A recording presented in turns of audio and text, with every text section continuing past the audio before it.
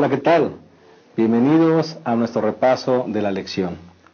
Este espacio preparado por la Asociación Metropolitana, que tiene el propósito de proporcionar herramientas para todos los maestros y alumnos que desean profundizar en el estudio de la lección de escuela sabática. A nombre de todo el equipo que semana a semana preparamos este repaso, queremos darte una cordial bienvenida y decirte gracias por tu preferencia. En esta ocasión vamos a estudiar una lección de este folleto tan interesante y hermoso que hemos tenido, el folleto de Reavivamiento y Reforma. En esta ocasión estudiaremos la lección número 12, una lección que lleva por título Reforma, Sanar, Relaciones. Quisiera introducirla a través de una historia que contó el doctor y maestro Howard Hendricks, que dice que un día un joven se apartó del camino del Señor. Y entonces cuando una vez él platicó con este muchacho, le preguntó, oye, ¿cómo se siente estar lejos del Señor y regresar a Él? El muchacho le dijo, mire, es como cuando una persona está en medio de una gran tormenta, en medio de un mar lleno de olas, y sus amigos están del otro lado gritándole toda la clase de errores que cometió para estar en esas circunstancias. Pero lo más importante es que una persona se tiró al agua, vino a mi encuentro, yo peleé con él, no quería ir, pero él me abrazó, me tomó, no me soltó, me puso un salvavidas y me llevó a la orilla. Hermanos, esta historia nos recuerda que la mayor demostración del poder de Dios y del poder del Evangelio es lo que la iglesia hace y no lo que la iglesia dice. Nosotros como iglesia podemos decir muchas cosas acerca del amor, pero cuando ese amor no es demostrado con hechos, hermanos, nuestro mensaje es vacío. Ya lo dijo el Señor Jesús en Juan 13:35. En esto conocerán que son mis discípulos, si tuvieren amor los unos con los otros. Si este amor, hermanos, no es el fundamento de nuestro reavivamiento y reforma, nada será bueno. Y realmente nosotros estaremos predicando un evangelio que no tiene ningún sentido. Como te darás cuenta, la lección será muy interesante. Quédate con nosotros y seguramente este estudio será de mucho provecho para cada uno de nosotros. Vamos a dar la bienvenida, como cada semana, a nuestros dos colegas y amigos, el pastor Isidro López, quien es el presidente de nuestra asociación, a quien le damos una cordial bienvenida. Pastor, bienvenido a esta lección. Es un placer estar aquí para el repaso de la lección de escuela sabática, una lección demasiado interesante, muy práctica, que justamente tiene que ver con el sanamiento de las relaciones para poder iniciar un reavivamiento y una reforma plena, primero en nuestra vida y en la vida de los demás, y después que vaya toda la iglesia. Pastor, una problemática que se puede dar en todos los niveles y en todos los escenarios. Exacto, de acuerdo a la lección de escuela sabática, así se presenta, esa es como lo presenta la lección, pero realmente en la parte práctica es exactamente igual. Exactamente igual como lo presenta la lección, así se presenta en la parte práctica. Y todo el mundo tenemos que sanar las relaciones, todos. Correcto. Los líderes, los miembros de la iglesia, con los miembros de la iglesia, etcétera. Claro que sí. Pastor Abraham, queremos darte una cordial bienvenida, es el director del Ministerio Personal y Escuela Sabática de nuestra asociación, a cual le damos una cordial bienvenida. Pastor. Gracias, pastor. Ya es la lección número 12. Ya casi llegamos al final. Casi al final del trimestre. Una bonita lección, ¿no, pastor? Sí, sin duda alguna, porque toca un problema universal. Donde haya dos personas, ahí puede existir este problema. Oye, pastor, y eclesiásticamente no quedamos exentos. No, desafortunadamente no. Esos problemas que decimos dijimos, es un problema universal. Se da en el trabajo, se da en la escuela, se da en el hogar, se da en la iglesia, desafortunadamente. Ya he dicho, donde haya dos personas, ese problema puede existir. Pero gracias a Dios, amén, que hay remedio para eso, ¿no? Claro que sí. Y en eso nos vamos a enfocar en esta ocasión. Como cada semana queremos proporcionarte un bosquejo para que puedas desarrollar tu lección de una mejor manera. Y el bosquejo sería conformado por 3 partes. ¿Cuál sería la primera parte, pastor, a su entender? ¿Cuál sería el primer punto de este bosquejo? De acuerdo a lo que dice la lección, tanto en la parte del domingo como en la parte del lunes, nos habla de los problemas entre líderes. Correcto. O sea, no se puede exentar a los líderes de que a veces tengamos fricciones, problemas, porque todavía seguimos siendo seres humanos. Correcto. Entonces tenemos los problemas igual que los tienen los feligreses, solamente que nosotros en el mismo ambiente donde nos movemos, quizá problemas con pastores, con otros líderes. Y justamente lo que habla la lección de esta semana es: todo mundo debe aprender a solucionar los problemas. Claro, porque al final de cuentas debemos sumar para la misma misión. Así es. ¿Verdad? Así que hay que aprender a solucionar esos problemas. Gracias, pastor. Entonces, problemas entre líderes, sería día domingo y lunes. El segundo punto, pastor, ¿cuál sería tu parecer?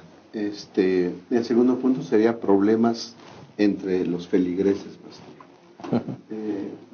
Lo que decía el pastor en la primera parte, ya había pasado el Pentecostés, el parteaguas, ¿no? El Espíritu Santo descendió, pero aún así seguía habiendo problemas, ¿no? Y en esta iglesia, en Corinto, ¿verdad? Pablo le llama a los santificados, a los santos en Corinto, pero estos santos tenían muchos problemas también, ¿verdad? Entonces lo que tenemos que ver es cómo Dios puede actuar en nosotros, tal vez no para que no haya problemas, correcto, sino cómo solucionar el problema, ¿no? o cómo superarlo para que la misión se siga cumpliendo. Sí. Gracias, pastor. Y si les parece bien, el tercer punto me parece que podría ser relaciones restauradas. Así es, que es la parte que cerraría, ¿no? Correcto. Si puede haber problemas entre líderes, puede haber problemas entre feligreses. ¿Cómo solucionarlos? Bueno, la lección de escuela sabática nos dice cómo es la manera en que esto se puede realizar para que las relaciones se restablen y entonces podamos cumplir la tarea, ¿no? Claro que sí. Bueno, entonces, para beneficio de todos los que nos siguen, el bosquejo quedaría: primer punto, problemas entre líderes, día domingo y lunes. El segundo punto, problemas entre feligreses, que sería prácticamente el día martes. Y el tercer punto, relaciones restauradas, que vendría cerrando con la sección del miércoles y del jueves. Si les parece bien, vamos a hacer una pequeña pausa y en un momento iniciaremos con este interesante repaso. No se vayan.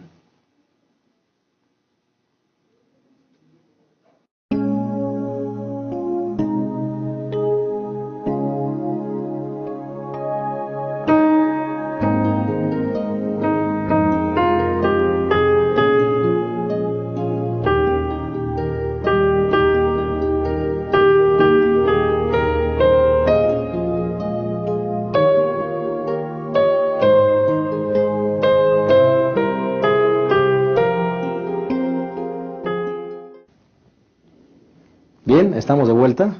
Estamos por iniciar el repaso de la lección número 12, titulado Reforma, Sanar, Relaciones. Ya analizamos el bosquejo, ya lo sugerimos, y entonces vamos a iniciar con este interesante repaso, no sin antes pedir a Dios su dirección. Acompáñenos en esta oración, por favor. Querido Dios, queremos pedir de ti, como cada semana, sabiduría de lo alto, para que tomes el control de nuestras mentes y de nuestras palabras. Que todo lo que digamos, Señor, pueda ser inspirado por ti y pueda realmente ayudar a nuestros hermanos y a nosotros mismos a sanar nuestras relaciones y sumar para tu causa. Bendícenos en el nombre de Jesús, lo pedimos. Amén. Pastores, una lección muy interesante: sanar relaciones. Ya el pastor Abraham dijo que este problema de las relaciones sociales es un problema de índole universal. Pero vamos a enfocarnos, porque la lección así nos lo marca, y nosotros como cristianos vamos a enmarcarlo en la obra del Señor. Pastor, encontramos un problema entre líderes. Esto significa que aún en medio del cumplimiento de una tarea espiritual y que todos somos cristianos y que todos amamos al mismo Dios, puede haber diferencias entre nosotros. Exacto, porque todavía somos seres humanos y mientras nosotros vivamos en un mundo pecaminoso y tengamos una naturaleza pecaminosa, vamos también a fallar. Uno de los personajes que me parece que casi todos los cristianos admiramos es a Pablo, un hombre que se ponía grandes objetivos, los alcanzó para la honra y la gloria del cielo, pero que en un momento determinado también tenía su temperamento, diríamos nosotros, su carácter, ¿no? Y entonces hay problemas entre ellos, aun cuando están sirviendo al Señor. Primero está Bernabé, Pablo y Juan Marcos, van tranquilos ellos al primer viaje misionero, y en el primer viaje misionero Marcos se regresa. Dice: ¿saben qué? Está muy dura la cosa. Yo la verdad que pensé que el trabajo misionero era más bonito, más tranquilo, Como le puede pasar a muchos jóvenes inexpertos que a veces van al trabajo misionero y después de que alguien les grita, los amenaza y se sienten achicopalados. Yo creo que así se sintió Juan Marcos. Él pensó que se le iba a pasar a gusto, muy bien, y de pronto cuando ve que el asunto está un poquito más complicado de lo que él pensaba, pues él se regresa, ¿no? Y ahora, de acuerdo a Hechos capítulo número 15, versículos 36 en adelante, pues Pablo dice a Bernabé, ¿sabes qué? Vamos a realizar otro viaje. Segundo viaje misionero. Y entonces Bernabé dice, sí, no hay ningún problema. Pero Bernabé dice, quiso llevar consigo a Marcos, dice el versículo 37 del capítulo 15. Lo quiso llevar de nuevo y Pablo dice, espérate. ¿Cómo vamos a llevar a este que nos abandonó? Estábamos en medio de lo duro, de los problemas acá, y este nos abandona. Este es un cobarde para el evangelio. ¿Sabes que yo no lo llevo? Y Bernabé, yo me imagino que mucho cariño, no, mira, vamos a llevarlo. Y Pablo dice, yo no lo llevo. ¿Lo quieres llevar? Llévatelo tú. Y entonces hay una expresión aquí que dice el versículo 39, y hubo tal desacuerdo entre ellos, porque esa es la palabra que utiliza. Sí, y hubo tal desacuerdo que se separaron el uno del otro. Así es. Está bien, tú te quieres llevar a el llorón, cobarde que nos abandonó, llévatelo, pero tú te lo llevas, conmigo no va, yo me llevo a otro. Entonces las relaciones se crisparon, se tensaron. Dios las usa para bien, sí, pero no es el ideal de Dios que uno se esté peleando y discutiendo para poder realizar el trabajo. Porque de un grupo se hicieron dos. Por eso digo, Dios lo transforma, de un grupo se hacen dos, ¿verdad? Iba a haber un solo grupo, ahora hay dos grupos que van y realizan el trabajo, uno se va hacia Chipre, y lo interesante es que dice Pablo, que fue encomendado por los hermanos a la gracia del Señor, no dijo ni a dónde iban, ni no había un plan bien establecido, pero finalmente había dos grupos misioneros, ¿no? O sea, a pesar de nuestra humanidad, pastor, qué bueno que Dios sigue teniendo el control de las cosas. Alguien dijo que esta iglesia, la confirmación de que Dios guía a esta iglesia es que avanza, ¿verdad? Y crece a pesar de nosotros, ¿no? Así es. Así que entonces los líderes pueden pelear, como en este caso, hubo un desacuerdo, ¿no? Tú te lo llevas, pues órale, vete por tu lado, yo me voy aparte. Y entonces fue que Pablo escogió a Silas, ¿verdad? Y luego vemos la bendición de Pablo y Silas en Filipos, por ejemplo, y más historias.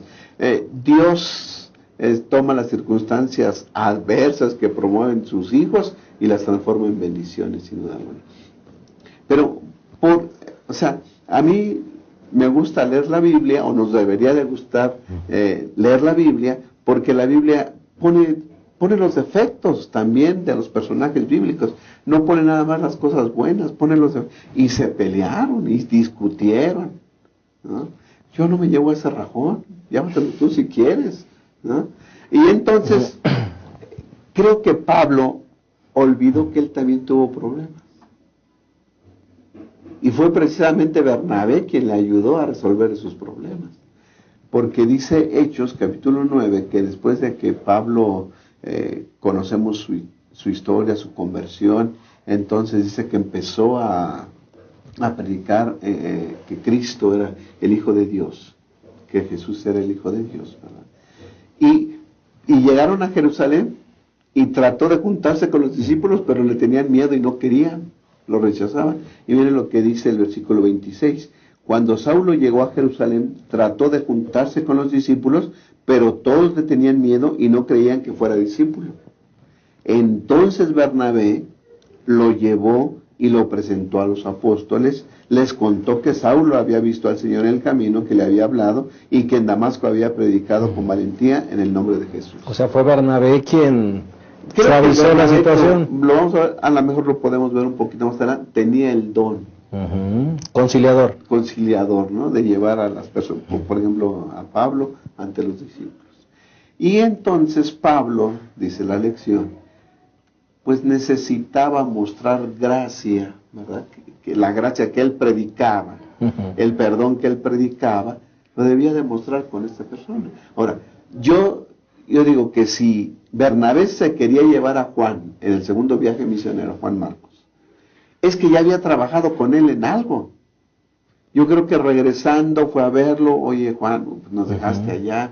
No, ¿te vas con...? Sí, me voy en Pues eso. esa relación ya se había restaurado, de alguna manera, podemos Bernabé y pensar así. Marcos, Ya la habían yo creo que solucionado. ya había trabajado. Aparentemente, Aparentemente. porque de acuerdo a lo que dice las Sagradas Escrituras, aparentemente estaba ya todo subsanado. Sí. Que no menciona las Sagradas Escrituras el momento, pero parece que sí ya estaba, porque Se lo quiere llevar otra yo vez. creo que también Bernabé se sintió un poco chasqueado cuando se regresa, pero Claro. ahora dices, no, ya, mira, hablé con él, yo me imagino a Bernabé, ya hablé con él, mira, dice que esta vez no nos abandona. Y Pablo diciendo, no, yo voy a estar pensando en si me abandona o no me abandona. O tal vez Bernabé haciendo la figura de Dios, mirando lo que podía llegar a ser Así Juan es. Marcos, no mirándolo como lo que era, ¿no? Sí, estamos hablando de un personaje que miraba un poco más allá del momento. Pablo miraba también más allá, pero lo que Pablo miraba es, él nos puede interrumpir el trabajo misionero, Correcto. porque va a ser una carga en lugar de ser un soporte. Bernabé lo veía al contrario, este puede ser un soporte y ya no va a ser carga, ¿no? Pero al considerar esos asuntos, tenemos que aceptar que nos puede pasar a todos los líderes de la iglesia, ¿no? Seamos pastores, seamos administradores, es más, los mismos líderes de la iglesia, seamos ancianos de iglesia, nos puede pasar algo así. Claro. Y lo importante está en cómo manejamos esa crisis cuando esa crisis se presenta, cómo la manejamos. Porque aquí es donde viene lo interesante, cómo manejaron ellos la crisis, ¿no? Pastor, y yo creo que Pablo aprendió a manejar eso, ¿no? Y así como Dios le había dado una oportunidad a él, ahora Pablo le da una oportunidad a Juan Marcos, ¿no? Porque al final, en Colosas, a la iglesia de Colosas, lo recomienda. Correcto.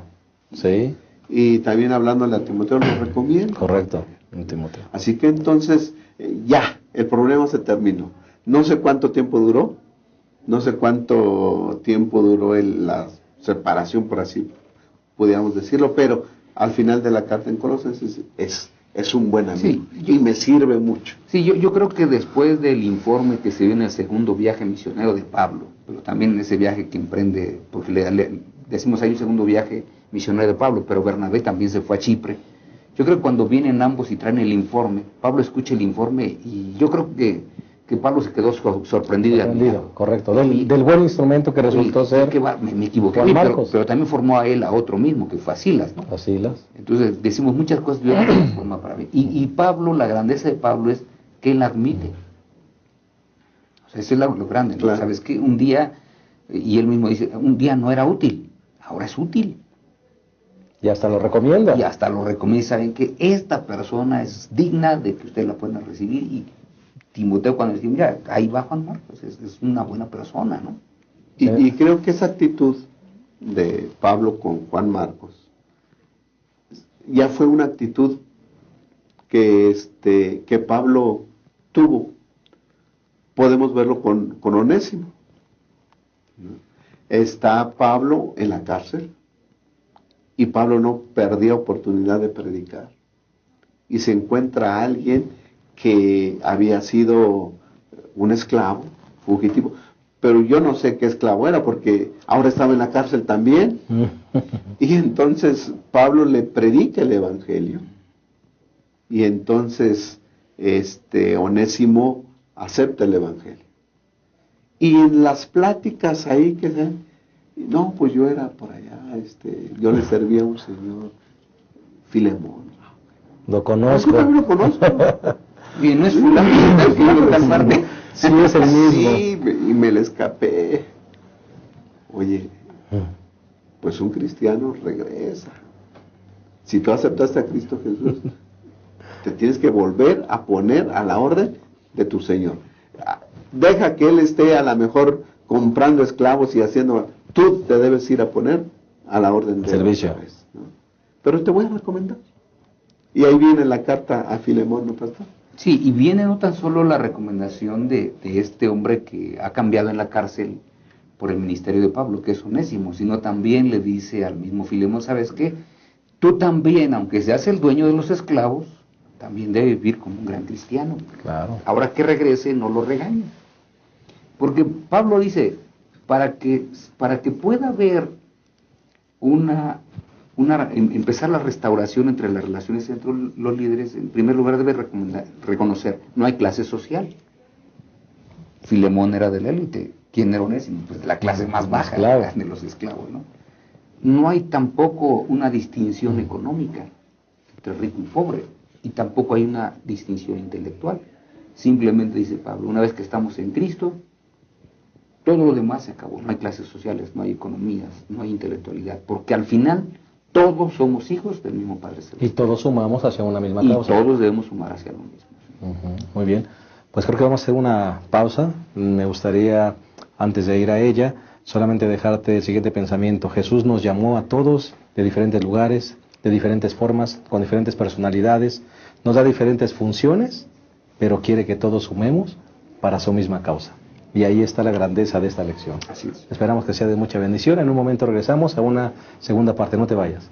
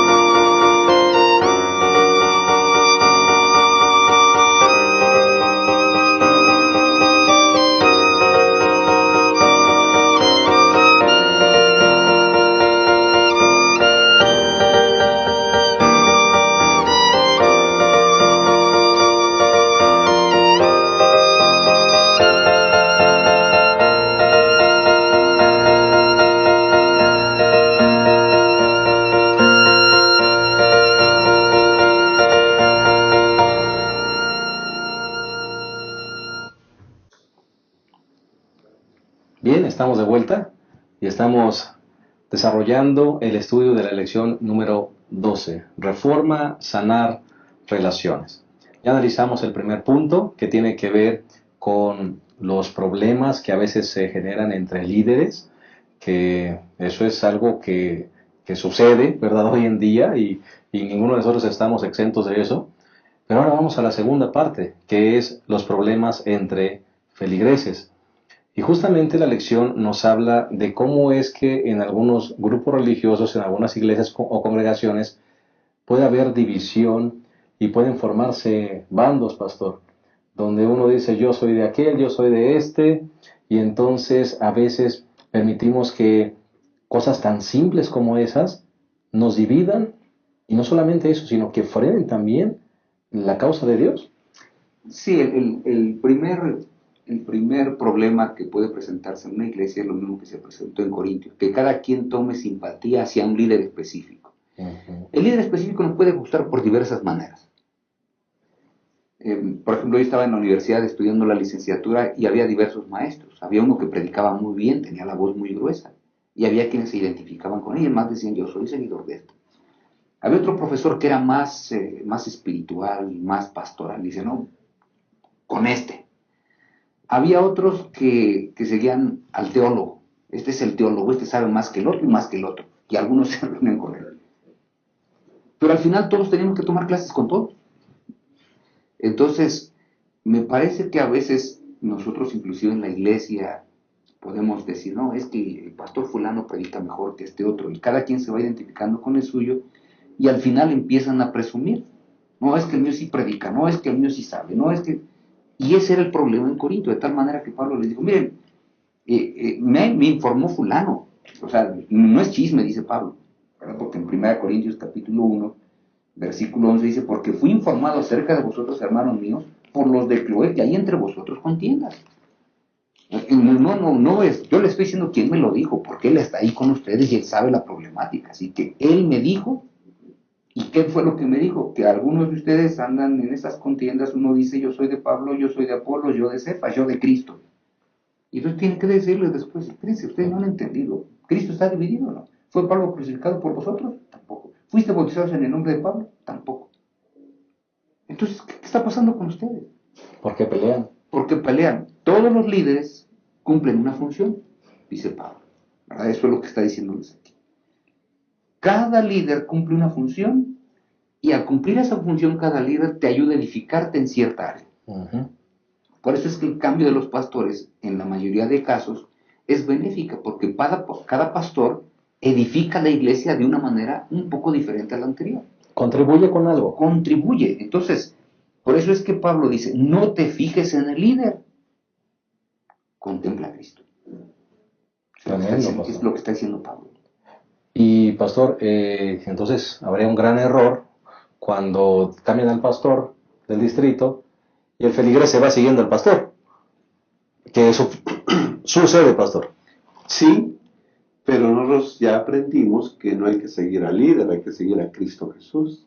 Porque el líder tiene un don que el feligrés le ve. Pero ese don no es de él, no lo creó, ¿no? Ni lo compró, no lo consiguió. Dios se lo dio con un propósito. Sí. Lo dio con el propósito de la edificación del cuerpo de Cristo. Pero pareciera ser que cuando entonces nosotros ponemos los ojos en la persona y no en Dios, en vez de que la iglesia se edifique, se destruye. Se divide. Se divide.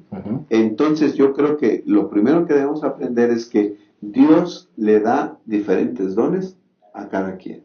Así es. Y no hay un don más grande que otro. Y más importante. O más importante que otro. ¿Sí? Si cada quien con el talento, con el don que Dios le dio, contribuye a la edificación de la iglesia, nos complementamos. Amén. Y entonces la iglesia crece como un solo cuerpo. Correcto. Sí, teniendo la cabeza que es Cristo. Y justamente el mismo Pablo lo menciona allí, por supuesto inspirado por Dios, que el pago será justo, pastor. Así es. Al final el Señor pagará a cada uno. Sí, y por eso no debemos seguir a las personas, porque las personas, ¿qué pasa cuando yo sigo mucho a una persona y esa persona se equivoca? Correcto. Entonces pienso, o puedo pensar dos cosas, que el resto está confabulado contra él, o que si él se equivoca y se pierde, pues yo me voy a perder junto con él. Me parece que la grandeza del líder cuando la gente lo sigue a él. La grandeza del líder debiese estar en reconocer que él no es el que les va a dar la salvación, sino que va a ser Cristo Jesús el que les da la salvación. Por eso es que alguien dijo, el liderazgo de una persona no se mide por las personas que lo siguen, sino por cuántas personas han ido a los pies de Jesús gracias a su liderazgo. Amén. ¿Verdad? Y eso me parece que es la clave para que ese problema se acabe, ¿no? Porque ahí estaban los grupos, 4 grupos ahí, los 4 grupos peleándose y todo. ¿Cómo se va a estar discutiendo por un asunto de esa simpleza? Cuando todo el mundo dice, ¿sabes qué? Yo sigo a Jesús, porque Él es mi ejemplo, Él es mi Señor, Él es el que me transforma, Él es el que me ayuda. Dice Pablo, ¿saben qué? Espérense, cálmense con este asunto, déjenlo así, no es así. El que da al final todo el crecimiento y el que da el fruto es Dios. Entonces, ¿estos qué son? Y dice él, son colaboradores, todos son colaboradores. Hay que entenderlo de esa manera. Exacto. No hay competencia. No hay competencia. Hay colaboración. cooperación. Correcto. Y eso es lo grande. Exacto. Cuando todos entendemos que tenemos un talento, mínimo uno, y eso lo ponemos al servicio de la iglesia, al servicio de Dios, entonces nos complementamos. Y no andamos ahí compitiendo, porque el talento y los dones no son para exhibirse ahí presumiendo. Yo sé hacer esto, ¿no? Cantar. Y entonces andamos presumiendo que cantamos. No me presumes que cantes. Alaba al Señor. Amén. Porque ese es el propósito para edificación de la iglesia. Sí, que de hecho, pastor, este es el segundo problema que había en Corinto, cuando todo el mundo creía que tenía más dones que otros. Imagínate, los que hablaban lenguas, ¿no? Pues yo hablo lenguas, pero tú no.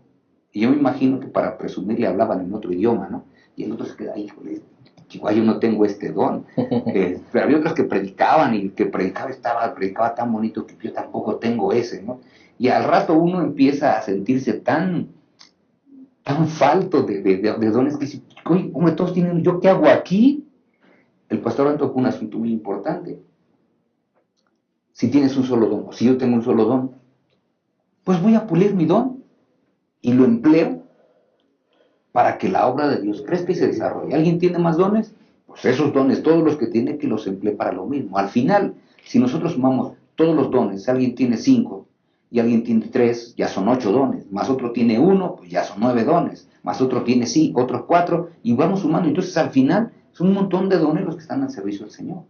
Y no para presumir. Los corintios lo usaban para presumir a ver quién tenía el mejor don y además quién tenía más, ¿no? Sí, le pregunta Pablo a ellos, ¿quién habla más en lenguas? ¿O quién habla más lenguas? Bueno, ya cállense, yo hablo más que todos, Así es. ¿no? Yo hablo más que todos, así que no tienen por qué estar ahí peleándose. Por un asunto que en lugar de tenerlo para sí y presumirlo, porque ese era el gran asunto aquí, una presunción personal, era decir, ¿en cómo coloco este don para el crecimiento de la iglesia? Esa debe ser la pregunta. Sí, y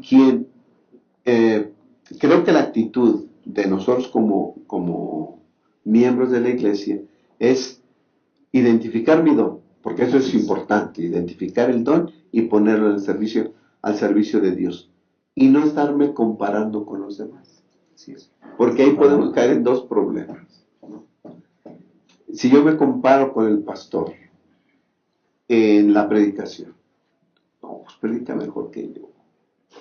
Y no, pastor, ¿eh? Y viene el desánimo. Eso no es verdad. Y viene el desánimo. No, pues es que él es más que yo. No es cierto. No es cierto. Porque yo tengo talento, o hago algo, o tengo un talento que a lo mejor tú no tienes. Claro. Ahora, esa es una. Que si yo me comparo con los otros, puede ser que me sienta menos. O puede ser que me sienta más. ¿No? Ya me dijo que yo predico mejor, y yo creo que sí. Entonces me siento más. No hay que compararse. Claro. ¿Sí? Identifica tu don y ponlo al servicio de la iglesia, al servicio de Dios. Y Sí. Dios lo va a perfeccionar. Yo creo que este asunto, esta problemática se solucionará con lo que justamente dice Pablo. Quien produce todos los dones Sí. es el mismo espíritu. Así que tiene 5. ¿Quién te produjo esos 5? Pues el que a mí me produjo mi 1. Así que tienes más. Pues todos son iguales porque es el mismo espíritu, ¿no? Yo creo que con eso se solucionan esos problemas. Y también había un tercer problema, la tolerancia al pecado. En Corintios se presentaba un fenómeno muy interesante, en 1 Corintios capítulo 5, capítulo 6, nos dice que no tan solo dejaban que se hicieran cosas que no estaban acordes con el deseo de Dios, sino mientras unos trataban de corregirlas, otros estaban apoyando y apoyando. Y mientras otros no solucionaban sus problemas personales, dice Pablo, que inclusive se iban a los juzgados para solucionarlas. Y Pablo les tiene que decir, espérense, hay algo que están ustedes entendiendo mal. La iglesia debe ayudar a la solución de toda esta problemática. Y en un momento determinado, ustedes deben aprender que las buenas relaciones hacen que la iglesia se edifique. ¿Quién quiere venir a una iglesia con todos estos problemas? Claro, no, definitivamente. Pues si les parece bien, vamos a hacer una tercera pausa y me gustaría ir a ella con el siguiente pensamiento. No importa el don que tengas, si es aparentemente a tus ojos pequeño, todo suma y todo contribuye para la hermosa causa de Dios. Vamos a pedirle al Señor que nos dé sabiduría para que eso sea una realidad. Vamos a una pausa, en un momento regresamos. No te vayas.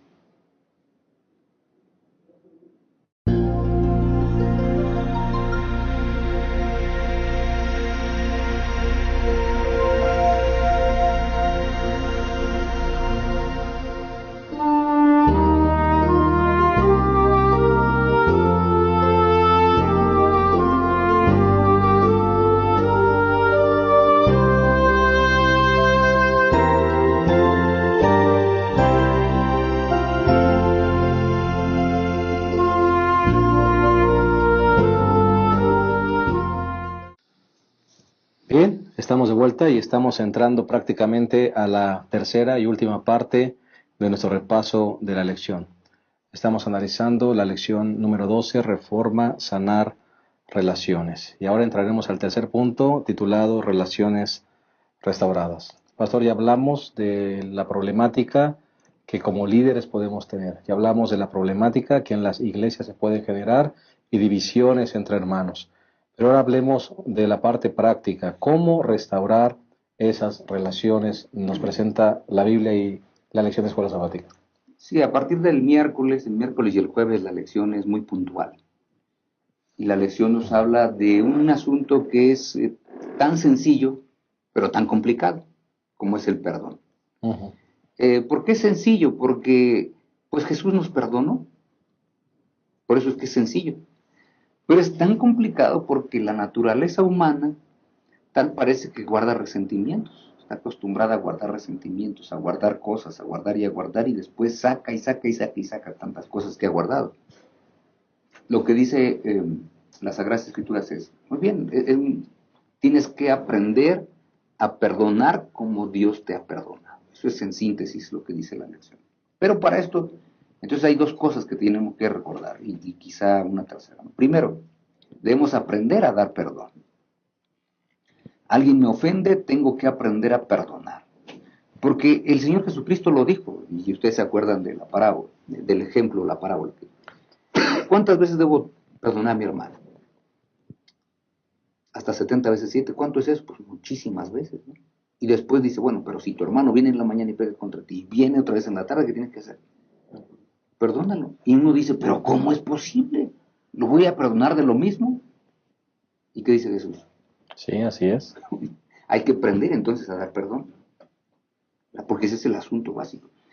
Me ofendes de la misma manera en la mañana, a mediodía y en la tarde, y debo aprender a perdonar de lo mismo en la mañana, a mediodía y en la tarde.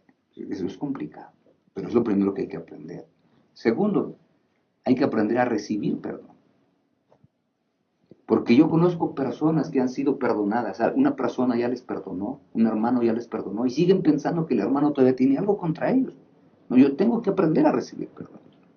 ¿Qué significa aprender a recibir perdón? Significa que si el hermano me perdonó, yo no tengo que ver con sospecha al hermano. A veces cuando tengo un problema con el hermano y lo veo que está con otro, pienso que están hablando de mí, o pienso que están confabulando contra mí. Cuidado, no es así, hermano. Cuando yo aprendo a recibir el perdón, si el hermano me dice, te perdono, ya me perdonaste, ya quedó restaurada nuestra relación, y ahora ya no te tengo que ver con un interrogante cuando estés con otras personas, estar hablando de mí, o qué estar diciendo, no, simplemente a mí ya me dio su perdón, ya recibí el perdón. Y entonces, yo creo que cuando esto sucede, aprendemos a vivir perdonados. Definitivamente. Pastor, justamente es lo que la lección nos habla ahí en Mateo 18, ¿verdad? Que restaurar las relaciones. Sí, porque cuando las relaciones están rotas, sufre, uno de los dos sufre, O los dos. o los dos sufren. Y cuando una persona sufre, pues no está bien ni con su hermano ni con Dios, porque se manifiesta el amor a Dios estando bien con el hermano. Ahora, cuando se le llama a una persona a perdonar o a restablecer esa situación que existía antes de concordia, es que no se lo merece.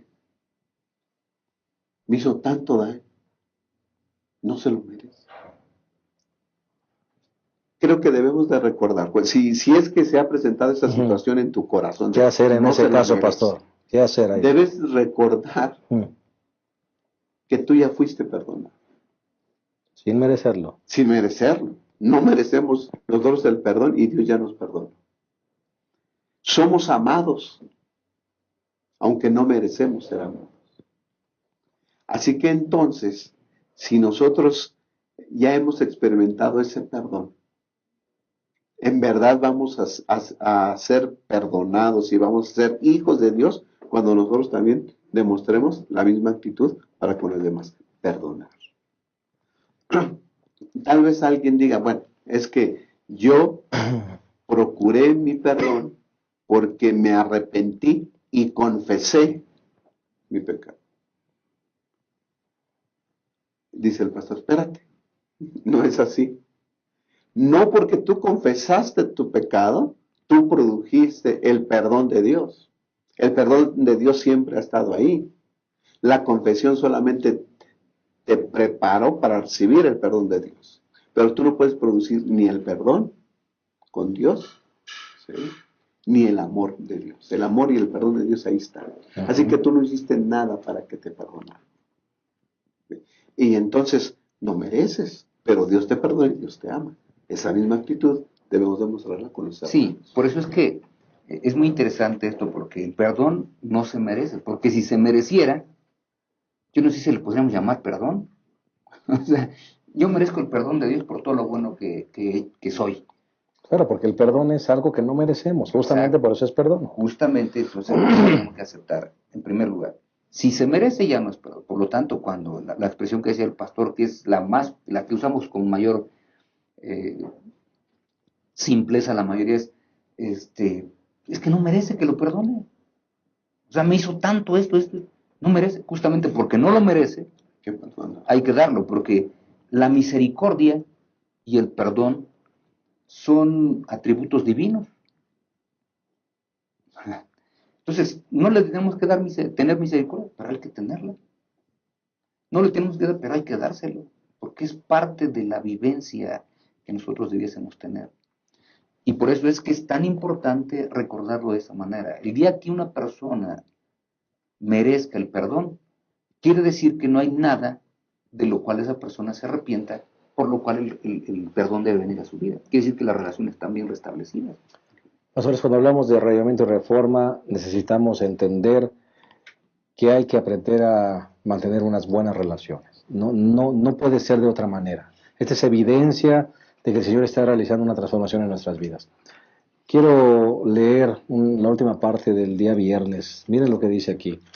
Cuando los obreros tengan a un Cristo que more permanentemente en sus almas, cuando todo egoísmo esté muerto, cuando no haya rivalidad ni lucha por la supremacía, cuando exista unidad, cuando se santifiquen a sí mismos, las lluvias de gracia del Espíritu Santo vendrán sobre ellos. Sí, es que cuando las relaciones se restablecen, pastor, la unidad de la iglesia es notoria.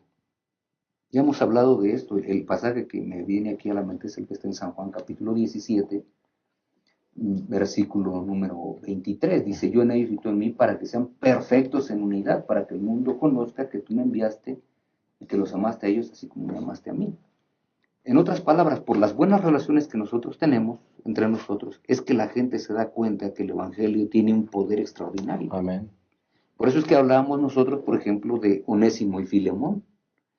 Para el romano en aquellos días, que un dueño y un esclavo se llevaran bien, eso era inaudito.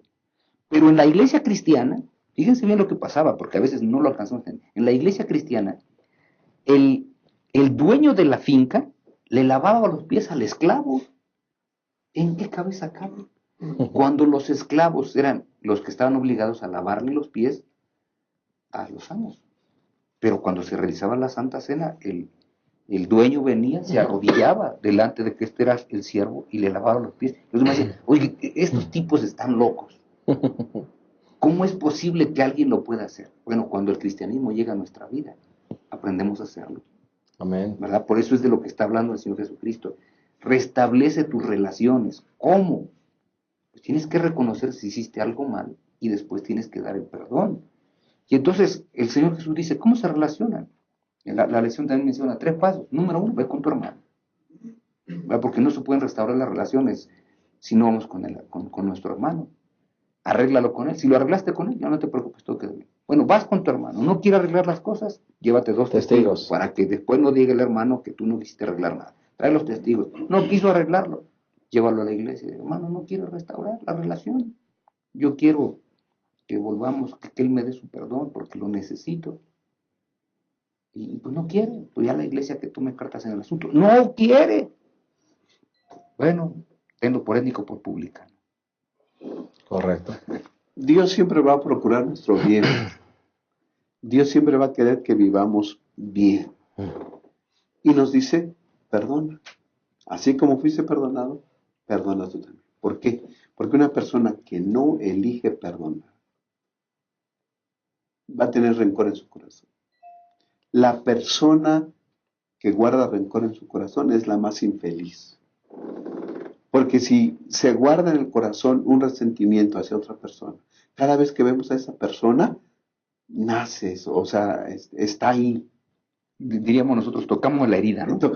Y la otra persona ni en cuenta. Así Es correcto. Y nosotros aquí sufriendo y teniendo eso, Dios quiere nuestro bien y dice, perdona.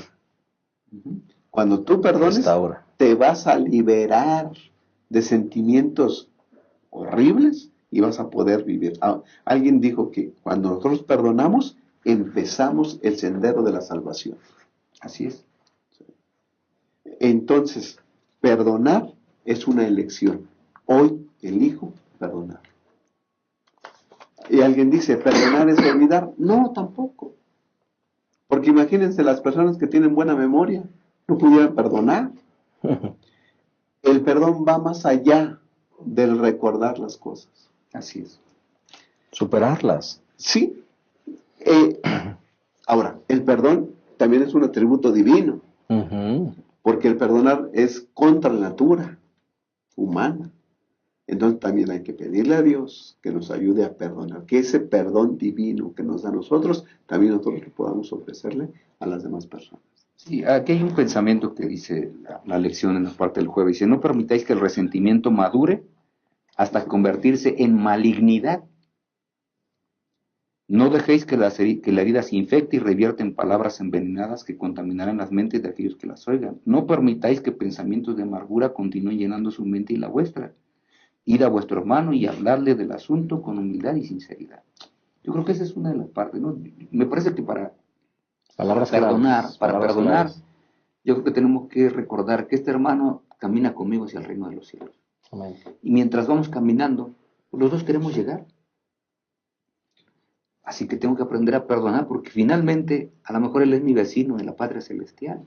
Y si yo no lo perdoné aquí, él va a llegar y a lo mejor yo me quedo. Eso sería lo peor, ¿no? Correcto. Hemos llegado tristemente al final de esta lección. Podríamos seguir hablando muchas cosas, pero creo que la lección ha sido muy edificante para nuestras vidas porque es un asunto práctico que seguramente se vive hoy y lo vivimos todos. No estamos nosotros fuera de la realidad, nosotros estamos también lidiando con situaciones como estas. Pero bendito sea Dios que Él nos puede ayudar a restaurar nuestras relaciones y a prepararnos para el reino de los cielos.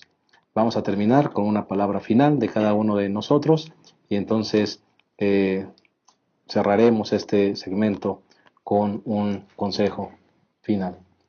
Hermanos, tenemos que aprender todos, yo me incluyo aquí, todos tenemos que aprender a perdonar. Porque cuando aprendes a perdonar, hermano, aprendes a vivir libre de prejuicios, aprendes a vivir libre de amarguras, y entonces te sientes feliz de caminar con el Señor Jesucristo hacia la patria celestial. Pídele a Dios que te ayude para que justamente aprendas a dar perdón y aprendas a recibir perdón también. Muchas gracias, Pastor Abraham. Creo que es un consejo muy práctico. Es bíblico, pero es muy práctico. Si alguien te hizo algo, si le tienes envidia a alguien,